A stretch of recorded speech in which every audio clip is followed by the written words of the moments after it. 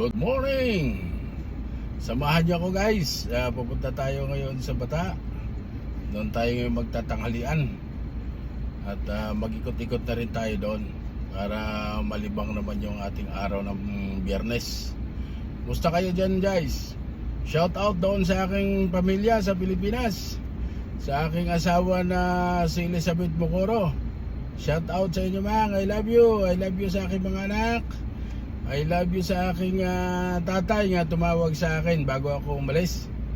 Talaga naman kinantahan pa ako ng tatay ko Napakasaya ng aking tatay. Ngayon ay shout out pala sa aking kapatid.